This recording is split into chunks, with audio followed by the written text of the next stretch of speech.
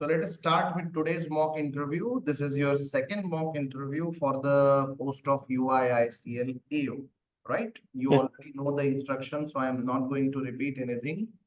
Only the yes, medium of instructions will be in English and Hindi, right? So shall okay. we start? Yes, sir. Right. So, Mr. Rishabh, पहले मुझे बताइए ये insurance में एक term commonly use किया जाता है under writer. ये अंडर Yes, राइटर sir. यानी क्या होता है? Underwriter basically is a insurance company employee, which जो कि सर एसेस करता है कि ये जो भी पॉलिसी एजेंट द्वारा ली जाती है कस्टमर से, वो उसे प्रोवाइड करना है या नहीं करना है। सारे डॉक्यूमेंट्स चेक करता है और इसे अंडरराइटिंग करता और कुछ? तो उसको अंडर राइटर क्यों बोलते हैं? है। सर वो एक्सेस करता है इंश्योरेंस पॉलिसी और वेदर तो एक्सेप्ट और नॉट, दैट्स व्हाई। अच्छा, चलिए कोई बात नहीं। मुझे ये बताइए यूआईआईसीएल में कोई जनरल इंश्योरेंस पॉलिसी का नाम आप जानते हैं? Sir actually I know but I don't recall it right now. तो यूआईआईसीएल में कितने प्रकार के इंश्योरेंस अवेलेबल हैं, या सिंपल भाषा में कहें तो what are the products of UIICL? Sir vehicle insurance, motor insurance basically, marine insurance, and fire insurance, and miscellaneous, sir, and other insurance are also available. Main products are these: motor insurance, fire insurance, and marine insurance. UIICL health insurance नहीं देता क्या? देता है sir. आपने बोला नहीं। Sir या I forgot आपको इट। इनकी कोई पॉलिसी का नाम नहीं पता है? Sir I can not recall it right now. अच्छा, ठीक है, ओके, राइट। अच्छा, यूआईआईसीएल का छोड़िए, आप आम तौर पे कितने जनरल इंश्योरेंस के टाइप्स जानते हैं? Types of general insurance sir: vehicle insurance, life insurance, no sir, non life में सर मरीन इंश्योरेंस होता है, एंड व्हीकल के अलावा ये फायर इंश्योरेंस मरीन होता है, हेल्थ मरीन इंश्योरेंस होता इंश्योरेंस है। दो बार बोला आपने, क्या होता है ये यस मरीन सर। इंश्योरेंस मतलब? Sir marine insurance is basically type of non life insurance, and basically it covers the air और शिप और हल insurance. Basically it is for it is started for ship, only for ships. Now it is covered air airs, goods and vessels, and mm, when ship starts moving from one point to another point, it is covered this time of this time limit. Sir इस product की जहां से शुरू होता है और पहुंचता है, उस बीच में इसमें कुछ डैमेज आता है तो इसका इंश्योरेंस कवरेज प्रोवाइड करता है। या तो हल्का हो सकता है या गुड्स का हो सकता है। अच्छा,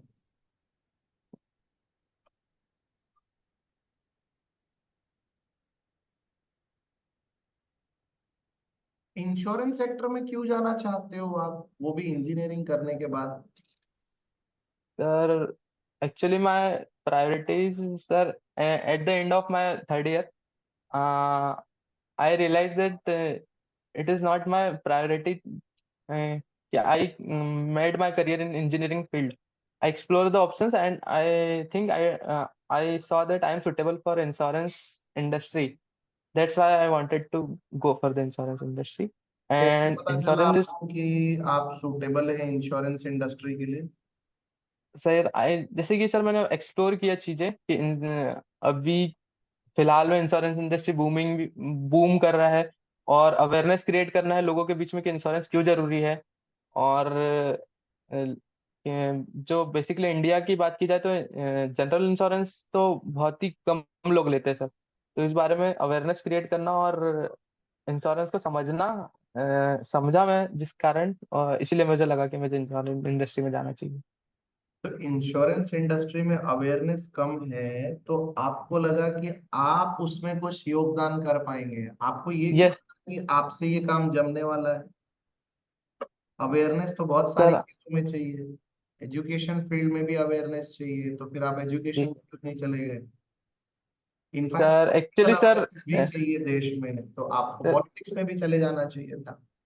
नहीं sir, insurance industry is basically respected job with good growth and the good growth and uh, it gives a bouquet of benefits to their employees like attractive salary and and growth increments. That's why I wanted to join insurance.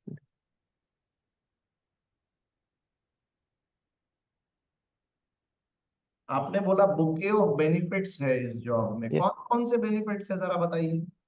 Sir, attractive salary है, respected job है, good government job है and increments होते हैं sir. मैं अपना career में अच्छे से ग्रो कर सकता हूँ इस इंडस्ट्री में।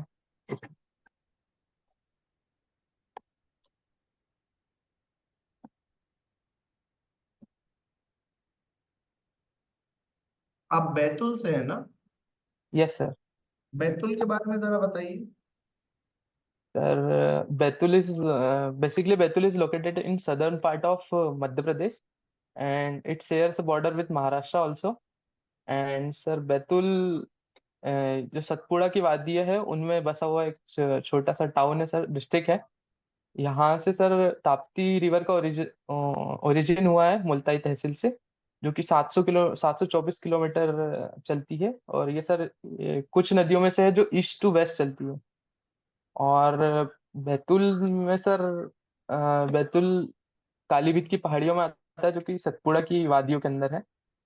एंड बैतूल में सर एक टेम्पल है, बालाजीपुरम टेम्पल, जो कि द्राविडियन शैली में बना हुआ है, जो कि सर बहुत अट्रैक्टिव है। उसके अलावा सर बैतूल में मुक्तागिरी टेम्पल्स है, 52 टेम्पल्स है। बेसिकली ये जैन तीर्थ स्थल है। और यहाँ पे पार्श्वनाथ जी का मंदिर है, भगवान पार्श्वनाथ का मंदिर है। और ऐसा माना जाता है माइथोलॉजी के हिसाब से कि यहाँ पे 3.5 करोड़ जैन मुनियों को मोक्ष प्राप्त हुआ है। अच्छा। जैन धर्म के सबसे पहले गुरु कौन थे? तीर्थ सर माइथोल yes sir, sir Rishabh Dev थे। ऋषभ देव। जी सर। और टोटल कितने तीर्थंकर हुए? Sir actual number I don't know but I think it's 14। Okay, right. Betul के आसपास इंडस्ट्रीज नहीं है? सर है लेकिन थोड़ी कम मात्रा में। मतलब सर एक तो पहाड़ों में बसा हुआ है, जिस हम्म। कारण से यहाँ पे इंडस्ट्रीज लगाने में थोड़ी मुश्किल आती है, इसलिए थोड़ी कम है सर यहाँ तो इंडस्ट्री। लोगों का लाइवलीहुड चलता कैसे है? लार्जली लोग किस पे निर्भर करते हैं? सर बेसिकली सर एग्रीकल्चर पे, यहाँ पे गन्ने की खेती, सोयाबीन की खेती बहुत ज्यादा मात्रा में होती है। और सर बस और इंडस्ट्रीज बहुत है सर। आपके घर में है खेती किसानी? यस सर है, but my father is working in health department, तो खेती कौन खेती संभालता है फिर? कम है। तो बड़े पापा संभालते हैं मेरे। कितने एकड़ खेती है? सर 8 एकड़ अप्रोक्स। 8 एकड़ है। जी। और क्या ग्रो करते हैं आप? सर सोयाबीन ग्रो करते हैं, गेहूं ग्रो करते हैं। ओके। मुझे बताइए, ये एमएसपी मतलब क्या होता है? Sir MSP is minimum support price which is given by government to the farmers. अभी बोला जा रहा है कि एमएसपी को लीगल बना दिया जाए। आप इसके फेवर में हैं या अगेंस्ट में हैं? सर सर बेसिकली देखा जाए तो किसानों को जरूरत होती है कि एक मिनिमम सपोर्ट प्राइस मिला जाए, जिससे कि बाहर के बिजनेसमैन उनका एक्सप्लॉइटेशन ना कर पाए। तो I think sir minimum support price रहना चाहिए। बाकी सर उसके लिए बहुत से अच्छे लोग भी है, ब्यूरोक्रेट्स है, जो इस पे पॉलिसी पे डिसाइड कर सकते हैं कि क्या लेना चाहिए decision। एपीएमसी के बारे में आप कुछ जानते हैं? APMC? No sir, I don't. तो आपके यहाँ सोयाबीन की खेती होती है और किसकी, गन्ने की? ये सर गन्ने की होती है और गेहूं की। गन्ने को एमएसपी की जगह एफआरपी दिया जाता है, ये एफआरपी क्या होता है मालूम है आपको? No sir, actually I am नहीं पता सर। Okay, right. खेती किसानी में ज्यादा इंटरेस्ट नहीं है आपको? सर एक्चुअली मेरे पापा का हमेशा बाहर ही रहे, तो गांव का बहुत कम जाना होता है, तो दैट्स आपके व्हाई। घर में कितने लोगों के पास इंश्योरेंस है बताइए, और कौन सा इंश्योरेंस सर एक्चुअली मैं मेरे फादर का कवर्ड है सर, गवर्नमेंट एम्प्लॉय है, तो ग्रुप इंश्योरेंस प्लान है। हाँ। है? आप लोग उसी में आ गए? Yes sir. तो उसमें लाइफ और हेल्थ सब कवर हो गया क्या? नो सर, हेल्थ इंश्योरेंस है, लाइफ नहीं है सर। अच्छा, ओके, राइट। घर में और किसी ने कोई इंश्योरेंस लेके नहीं रखा है? नहीं सर, बेसिकली आपने सर। अपने मकान का इंश्योरेंस कराया है? No sir. फसल बीमा योजना के तहत कभी खेती का इंश्योरेंस कराया है?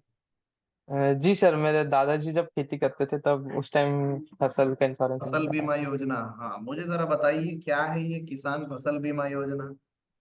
सर बेसिकली किसान फसल बीमा योजना किसानों के लिए जो उनकी क्रॉप डैमेज हो जाती है बैड वेदर कंडीशंस के हिसाब से या क्लाइमेट चेंज के हिसाब से, जो आजकल वेदर कंडीशंस खराब चल रही है, कभी सूखा पड़ जाता है, तो इससे बचने के लिए किसानों को फसल फसल की बीमा करने की सुविधा प्रदान करी करी गई है। और इसके अंतर्गत सर जो प्रीमियम है वो बहुत कम रहता है और किसानों के लिए। और premium according to the crop और according to the land decide होता है। और उसके अलावा ये बहुत अच्छा प्रोडक्ट है सर किसानों के लिए, कि ताकि उनकी जो इनकम है वो बनी रहे, ताकि वो अच्छे से और खेती कर सके।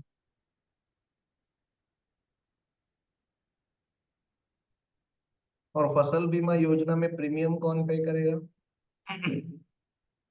सर ये किसानों के द्वारा पे किया जाता है और इसे सब्सिडाइज रूप में वापस भी कर दिया जाता है। इंटरेस्ट सबवेंशन स्कीम क्या होती है मालूम है आपको? Interest interest subvention scheme. Sir I think sir थोड़ा थोड़ा मालूम है, एक्चुअली इतना नहीं। बोलिए। सर इंटरेस्ट सब्वेंशन स्कीम, जो भी इंटरेस्ट लगता है किसी भी, I think sir I don't know about it. चलिए, कोई बात नहीं। आपके बैतूल डिस्ट्रिक्ट से अभी लोकसभा चुनाव में कौन खड़ा है? Sir mister DD Uike ji खड़े हुए सर, पिछले बार कौन? वही जीते थे। DD DD Uike. Mister DD DD Uike. उल्कित? जी कौन सी सर। पार्टी के हैं ये? सर ये बीजेपी से डीडी उइके जी खड़े हुए हैं, ये पिछले बार भी जीते थे। और अपोजिशन में कौन है? अपोजिशन में सर ज्योति धुर्वे। ज्योति ये Dhurve? Congress party. Yes sir. अच्छा, महिला है? Yes sir, I think sir. अच्छा, ओके। तो आपकी फेवरेट पार्टी कौन सी? सर ये बताना थोड़ा मुश्किल है सर, क्योंकि दोनों ही जो बैतूल की कॉन्स्टिट्यूएंसी के हिसाब से सर, जो भी जीतता वो काम तो करता ही है सर। पहले वो करती थी, अब ये भी करते हैं, तो थोड़ा अच्छा, मुश्किल है क्या बताना। क्या काम किए गए हैं जरा आप बताइए, आपके एरिया में क्या क्या डेवलपमेंट हुए हैं? Sir basically sir roads develop हुई है। भोपाल नागपुर हाईवे बना हुआ है, NH 47। जो 4 लेन हाईवे बना हुआ है सर, वो बेसिकली दोनों के टेन्योर के बीच में ही डेवलप हुआ है। आधा टेन्योर उनका था, आधा टेन्योर उनका था, और अभी स्टार्ट हुआ है ये इंदौर टू नागपुर हाईवे। वो भी सर बैतुल वो बैतुल से भोपाल कितना दूर है? Sir approx 200 kilometre. तो वो हाईवे का आपको क्या उपयोग होने वाला है? बैतुल बैतुल से कोई हाईवे गया है कि नहीं गया है? गया है सर बैतूल से। गया है। ये सर ये वाला हाईवे बैतूल से होते होते हुए गया है। हम्म। और क्या फायदा हुआ है आपको? और सर बैतूल में अच्छी सड़क बनी है, पानी की व्यवस्था अच्छी मिल गई है। और पहले जैसे स्वच्छ भारत अभियान के तहत सर अब कचरे की गाड़ियां भी आने लगी है। हम्म। अच्छा, और सर चीजें थोड़ा जल फास्ट ट्रैक होने लगी है। ओके। तो आपको क्या लगता है, मतलब इस लोकसभा इलेक्शन में, यानी आपका रुझान किस तरफ है? आपको क्या लगता है कि कौन सी पार्टी जीतनी चाहिए? सर जैसे कि पूरे देश में सर लहर चल रही है मोदी जी की, तो आई थिंक मोदी जी ही जीतेंगे। बट अपोजिशन पार्टी में भी सर नेता बहुत अच्छे हैं, तो कह नहीं सकते सर कौन। अच्छा, राइट राइट। इलेक्टोरल बॉन्ड्स के बारे में कुछ जानते हैं आप? Yes sir. बोलिए। सर इलेक्टोरल बॉन्ड्स को आई थिंक 2019 में लाया गया था कि जो भी पार्टी फंड रहता है उसे एसबीआई की एक ब्रांच है, ब्रांच के द्वारा एक्सेप्ट किया जाएगा। और जो उसमें जो नाम रहेंगे वो डिस्क्लोज नहीं किए जाएंगे कि किसने कितना फंड दिया। गोपनीय तरीके से होगा सर। कि उसके लिए पहले उनको बॉन्ड्स खरीदने पड़ेंगे, और वो बॉन्ड्स के हिसाब से फिर वो पार्टी को फंड जाएगा। और इस पे सर अभी सुप्रीम कोर्ट ने हाल ही में रोक लगा दी है और इसे डिस्क्लोज करने का भी बोला था।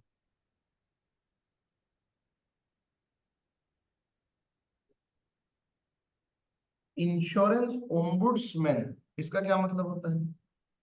Sir ombudsman is basically customer grievance redressal portal है सर। यहाँ पे कस्टमर की शिकायत को सुना जाता है। और ये सर ग्रीवेंस रिड्रेसल एक्ट 2017 के द्वारा इसे लाया गया। और सॉरी सर, एक्ट नहीं था वो, पॉलिसी के द्वारा इसे लाया गया। और इसके बाद सर टोटल इंडिया में अभी तक 17 ऑम्बड्समैन ऑफिस है, जहाँ पे जो 20 लाख तक का जो भी इंश्योरेंस क्लेम क्लेम रहता है, जो पॉलिसी होल्डर को दिक्कत जाती है, तो उसके लिए अपनी शिकायत कर सकता है।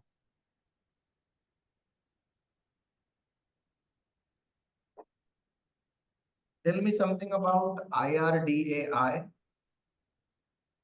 Sir basically IRDAI is regulatory body of insurance companies in India. इसे बनाया गया था सर RN मल्होत्रा कमेटी की रिकमेंडेशन के द्वारा 1999 में रिकमेंड किया गया था, और 2000 में एक्ट लाके से पास कर दिया गया था। तब से जो भी रेगुलेशन का काम है, लाइसेंसिएट अथॉरिटी है, नए किसी भी इंश्योरेंस कंपनी को लाइसेंस देने का काम करती है, रेगुलेट करती है इंश्योरेंस कंपनी। अच्छा,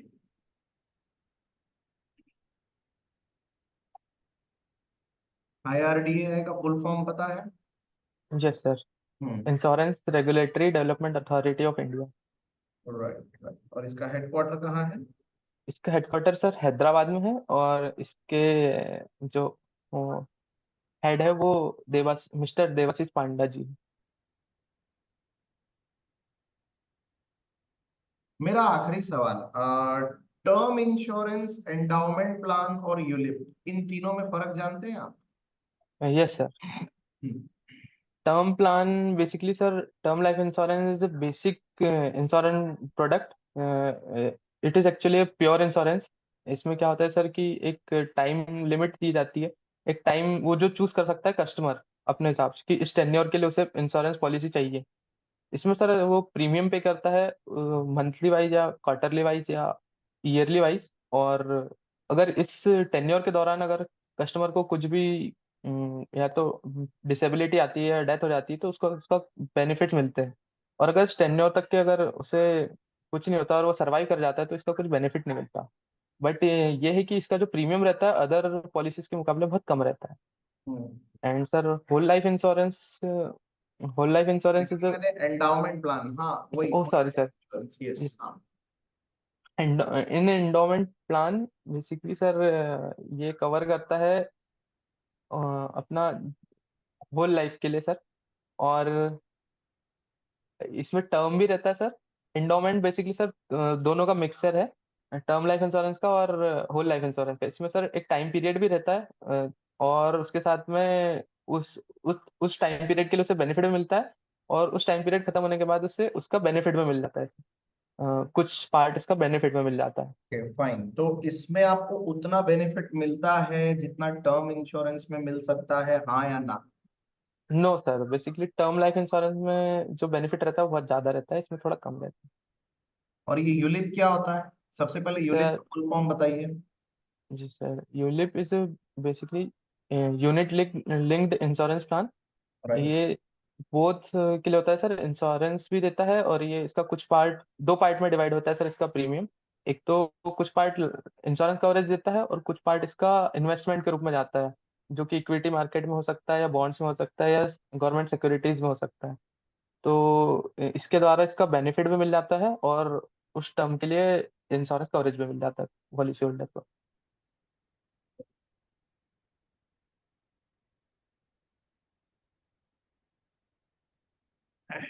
फाइन।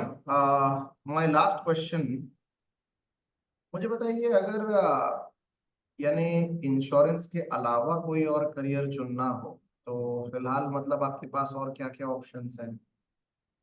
सर बेसिकली अभी तो सर मेरा फोकस सिर्फ इसी जॉब के लिए है, क्योंकि मैं पूरा डेडिकेटेड हूँ इस ऑर्गेनाइजेशन में काम करने के लिए। मैं अभी तो सर मैं कुछ नहीं करना चाहता, और अनफॉर्चुनेटली सर अगर आई एम नॉट शॉर्टलिस्टेड, तब मैं सर अदर ऑप्शंस एक्सप्लोर करना चाहूंगा। अदर ऑप्शंस के बारे में फिलहाल अभी सोचा नहीं? अच्छा। यस ठीक ठीक है। और अगर मान लो सेलेक्ट हो जाते हो तो आप सर। अपने आप को आने वाले 5 साल में कहाँ देखते हो? सर मैं अच्छी रिस्पेक्टेड पोजीशन पे जाना चाहूंगा सर। ओके। राइट। प्राइवेटाइजेशन को लेकर क्या ख्याल है आपका? अगर मान लेते हैं कि आपने ज्वाइन किया और यूआईआईसीएल के ऊपर प्राइवेटाइजेशन की बातें अगर गर्म होने लग गई, तो क्या लगता है आपको, आप दूसरे ऑप्शन ट्राई करेंगे, क्या करेंगे? No, sir, it does not depend on that. Sir, basically, United India Insurance Company is the leading general insurance company in India, one of the leading general insurance company of India. It has a very rich history of 86-year old company, basically it is, and its premium is recovering, and sir boom जो आया है, तो I don't think sir कि इसका privatisation होगा, और अगर होता भी है तो सर मैं इस कंपनी के साथ जुड़ा रहना चाहूंगा, क्योंकि सर इतनी बड़ी कंपनी है, इसे नहीं छोड़ने के बारे में सोचूंगा सर, इसके साथ जाऊंगा। चलिए, अच्छा लगा आपसे बात करके। Thank you so much Rishabh. Thank you. आप 1 मिनट लाइन पे रहिए, ऑनलाइन रहिए, मैं आपको आपका फीडबैक देता हूँ। सो जस्ट जी। Stay.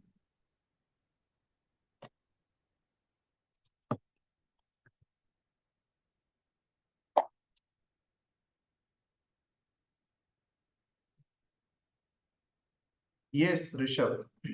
Yes sir. Rishabh, first वाला जो मॉक इंटरव्यू आपका हुआ था, एज कंपेयर टू दैट आज परफॉर्मेंस काफी अच्छा लगा मुझे। It was quite mature. Body language काफी पॉजिटिव है आपकी। ओके। और बहुत ज्यादा एक्सप्रेस भी नहीं कर रहे हैं और बहुत डल भी नहीं है आप। तो you are going good. Okay. मतलब बहुत ज्यादा भी एक्सप्रेसिव नहीं होना चाहिए और बहुत जी। डल भी नहीं होना चाहिए, एकदम जैसे यानी मुरझाया हुआ सा चेहरा, या फिर एकदम बहुत नपा तुला बात कर रहे हैं, बहुत सोच समझ के बात कर रहे हैं, एकदम ऐसा भी नहीं होना चाहिए। आपको आपकी कम्युनिकेशन स्किल, आपको अपने विचार जो है वो प्रॉपरली एक्सप्लेन करने चाहिए और ठीक से बताना चाहिए, एटलीस्ट इतना कि सामने वाला आपके बारे में स्पष्ट एक राय बना सके। राइट। जी। तो उतना कम से कम आप कर रहे हैं। ठीक है। जी। आज इंश्योरेंस के ऊपर मैंने क्वेश्चंस थोड़े ज्यादा पूछे। हालांकि आई स्ट्रांगली बिलीव कि एक्चुअल इंटरव्यू में आप लोगों को इंश्योरेंस के ऊपर बहुत ज्यादा क्वेश्चंस नहीं आएंगे। इसके पीछे दो वजह है। इससे पहले एनआईएसीएल का एग्जाम्पल रहा है सामने, और एलआईसी का भी एग्जाम्पल रहा है सामने, तो वो लोगों ने कभी इंश्योरेंस के ऊपर ज्यादा बातें नहीं की, वो दूसरी चीजों के ऊपर ज्यादा बातें करते हैं। राइट। जी।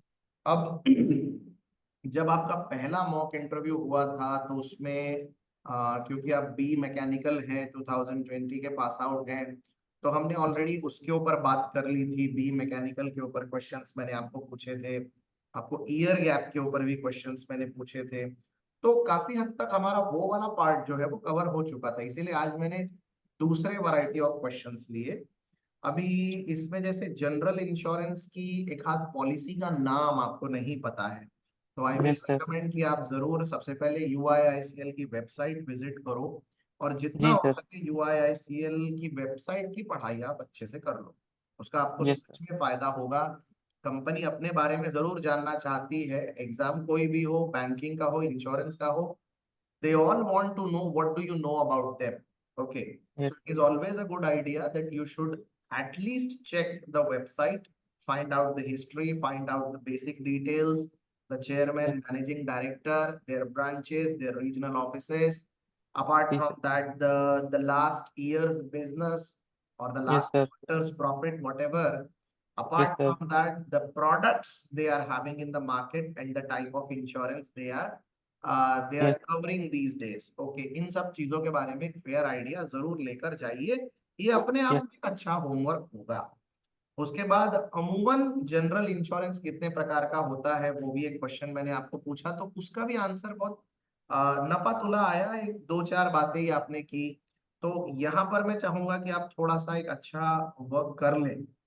फिर जी sir. Why insurance after engineering, तो देखिए अभी वाई इंश्योरेंस आफ्टर इंजीनियरिंग में आपने बोला कि मेरे लिए ये सूटेबल है, ऐसी बातें की आपने कि it is yes sir. Suitable for me and I think कि I am suitable for insurance industry, ये आपने बोल दिया। Yes sir. देखिए, जब आप ये लाइन यूज करते हैं ना कि I am suitable for this industry, yes sir. सामने वाला जरूर जानना चाहेगा कि ऐसी क्या खास बात है आप में कि आपको लगता है कि आप सूटेबल हैं। Yes sir. इसीलिए आप चाहो तो इस आंसर को दूसरे तरीके से भी दे सकते हो, आप ये बोल सकते हो सर इंजीनियरिंग करने के बाद मैंने अपने आप को गवर्नमेंट जॉब के लिए प्रिपेयर करना शुरू किया था। तो उस सर। समय मैंने बहुत ज्यादा स्ट्रांगली ये नहीं सोचा था कि मैं पर्टिकुलरली इंश्योरेंस सेक्टर ही ज्वाइन करूंगा। तो मैंने जी। बैंकिंग इंडस्ट्री और इंश्योरेंस इंडस्ट्री इसलिए चुनी थी क्योंकि नंबर ऑफ वैकेंसी साल भर में बहुत ज्यादा आती है, जी। फ्रेशर्स के लिए काफी अपॉर्चुनिटीज इसमें से होती हैं, एंट्री जी। लेवल जॉब्स काफी सारे हैं, ग्रोथ प्रमोशन सब अच्छा है, इसीलिए इंश्योरेंस और बैंकिंग दोनों ने मुझे काफी अपील किया था, तो मैंने उसकी प्रिपरेशन शुरू की। जब तैयारी आगे बढ़ी, जब मैंने अलग अलग एग्जाम्स दिए, तो मुझे उसका कॉन्फिडेंस आने लगा।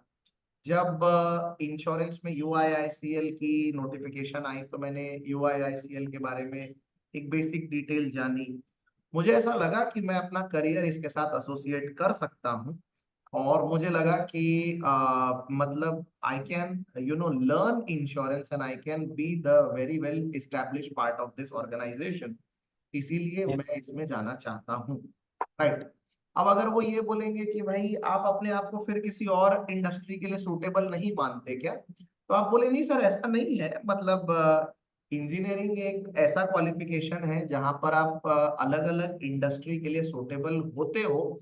हाँ, लेकिन ये है कि आपको इनमें से कोई एक चुननी होती है, मैंने मेरे करियर के लिए ये वाली इंडस्ट्री चुनी है। बस जी। बहुत ज्यादा इसमें उलझना मत, नहीं तो ये बहुत अलग डायरेक्शन में चला जाएगा। राइट। जी। जी sir. Just go by that way. Okay. उसके बाद फिर बैतुल के बारे में आपकी जानकारी अच्छी है, आपने काफी सारी बातें बताई। ओके, मैंने बाद में डिस्कवर किया कि आपके फैमिली का फार्मिंग का ऑक्यूपेशन है, 8 एकड़ खेती है। तो अगर जी सर। आप जैसे इंट्रोडक्शन में या फिर अगर आप ये फैमिली के बारे में जब पूछा जाएगा तब अगर आप ये बताते हैं, तो चांसेस जी। हैं कि खेती के ऊपर आपको सवाल पूछे जा सकते हैं। सो बी जी। Prepared about that. मतलब आपको ये पूछा जा सकता है कि आपके फादर ने या फिर आपके अंकल ने जी। कोई लोन लिया था क्या खेती के ऊपर। ओके, खेती की कौन सी स्कीम का लाभ उनको मिलता है, राइट, जिसका जी। वो यानी गवर्नमेंट से बेनिफिट लेते हैं, इस तरह के क्वेश्चन पूछे जा सकते हैं आप। ठीक है। जी। अभी एमएसपी के बारे में आपने बताया, एपीएमसी का मतलब होता है agriculture produce marketing committee. Okay, yes. कृषि उत्पन्न बाजार समिति ऐसा बोला जाता है उसको। फिर उसके यस। बाद मैंने आपको ये भी पूछा कि भाई शुगर केन के ऊपर एमएसपी नहीं एफआरपी होती है। यस तो sir. Fair and remunerative price, तो ये क्यों होती है, इसके बारे में प्लीज पता करिए। ओके। जी सर। किसानों को एमएसपी जो दी जाती है वो दी जाती है बाकी चीजों के ऊपर, लेकिन जो शुगर केन फार्मर्स होते हैं ना उनको यस एफआरपी सर। मिलती है। राइट। तो वो यस। क्यों होती है, अक्सर ये क्वेश्चन रहता है इंटरव्यू में, क्योंकि यस। आप बेसिकली शुगर केन फार्मिंग करते हैं अपने घर में, तो फिर आपको ये मालूम होना चाहिए। Yes sir. किसान फसल बीमा योजना, फिर इंटरेस्ट सबवेंशन स्कीम, ऑलमोस्ट आपने ठीक ठाक बताया। थोड़ा सा ब्रशअप करके जाना, अगर मान लो भूले भटके कुछ नया डेटा कुछ पूछ लिया तो। जी। लोकसभा इलेक्शंस के ऊपर फेवरेट पार्टी बताने से आप बचे, अच्छी बात है, आपने डिप्लोमेटिकली वो क्वेश्चन हैंडल किया। क्या डेवलपमेंट्स आपको नजर आए ये भी आपने बताया। देखो क्योंकि इलेक्शन का माहौल है इसीलिए ये क्वेश्चन आना लाजमी है, पूछा जा यस। सकता है, इसकी पॉसिबिलिटी को नकारा नहीं जा सकता, इसीलिए लोकसभा इलेक्शन के ऊपर एक अपनी एक फेयर तैयारी आप रखिए। Electoral bonds hot of the plate मुद्दा है, पिछले दिनों यस में सर। जितने भी इंटरव्यूज हुए हैं, ओके, जो अलग यस अलग सर। बैचेस में, इनफैक्ट एमएससी और डोंबिवली नागरिक सहकारी बैंक के जो बैचेस रहे हैं, तो उसमें मैंने देखा कि भाई ये क्वेश्चन जो है ये पूछा गया है बाय एंड लार्ज। तो चांसेस हैं कि आपको शायद इसके ऊपर कुछ कुछ पूछ ले, तो थोड़ी यस पढ़ाई सर। इसकी भी करके रखिए। Yes sir. इंश्योरेंस ओम्बुड्समैन, इसका आंसर भी आपने सही बताया।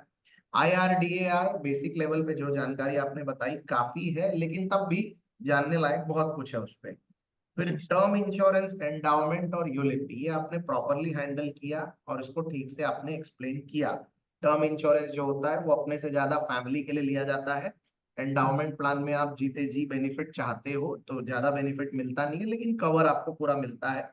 और यूलिप जो होता है उसमें मतलब आपका जो अमाउंट होता है प्रीमियम का वो स्टॉक मार्केट में लगाया जाता है और आपको एक फ्लोटिंग रिटर्न्स दिए जाते हैं, इसमें जितना आप रिस्क लेंगे उतने अच्छे रिटर्न्स भी मिल सकते हैं, और साथ ही साथ आपका इंश्योरेंस तो होता ही है। ये बेसिकली तीनों के बीच में बेसिक फर्क है, राइट। तो ओवरऑल अगर मैं बोलूं तो कम्युनिकेशन स्किल आपकी अच्छी है, जितनी चाहिए, जितनी सोबर होती है किसी इंटरव्यू के लिए उस लेवल पे फिलहाल आप हैं। दूसरी बात, इंग्लिश रीजनेबली अच्छी बोल लेते हैं, बैतुल से है तो फिर हिंदी का तो कोई सवाल ही नहीं पैदा होता, हिंदी तो आपकी अच्छी है ही। पहले मॉक इंटरव्यू की तुलना में इस मॉक इंटरव्यू में मुझे ज्यादा बैलेंस नजर आया पर्सनालिटी में, तो बात करने में अच्छा लगा। और ऐसा बिल्कुल भी नहीं है ऋषभ कि आपको हर एक क्वेश्चन का आंसर आना चाहिए, ऐसा नहीं है। और कई बार यस। क्वेश्चन का आंसर नहीं देने के बावजूद भी सिलेक्शन होते हैं। तो जी। आप इस बात का टेंशन मत लेना कि मैंने इस क्वेश्चन का आंसर नहीं दिया, उस क्वेश्चन का आंसर नहीं दिया, कोई बात नहीं। आप यस। अपनी पर्सनालिटी प्रॉपरली पेश करिए वहां पर, लोग आपका कॉन्फिडेंस लेवल भी देखना चाहते हैं। तो जी। Overall it is going good, मेरे तरफ से चांसेस अच्छे हैं आपके सेलेक्ट होने के। So keep practising in a nice way, जितना हो सके उतना इसी इसी प्रैक्टिस को थोड़ा और आगे बढ़ाइए। हो सके तो दिन भर में 1-2 घंटे निकाल के न्यूज़पेपर रीडिंग भी करते रहिए, ताकि जी। आपके थोड़े विचार और रिफाइंड हो पाए। इसका असर लिटरली पड़ता है एक्चुअल इंटरव्यू में। बाकी things are going good, proper dress up होके जाइए। 16 तारीख को आपका इंटरव्यू है, अब आपको आई थिंक कल या परसों तो निकलना ही पड़ेगा। जी तो सर। उम्मीद अच्छी है। तो मेरे तरफ से आज के मॉक इंटरव्यू के लिए I have given you 15 marks out of 20। Yes sir. Yes, अभी आपके कोई डाउट होंगे तो आप पूछ सकते हैं, या फिर we can wind up. Sir एक वॉच है मेरे पास, वो दिखा सकता हूँ क्या मैं आपको, मतलब पहन के जाने के लिए? हाँ हाँ, अच्छा अच्छा अच्छा, दिखा सकते हैं, कोई प्रॉब्लम।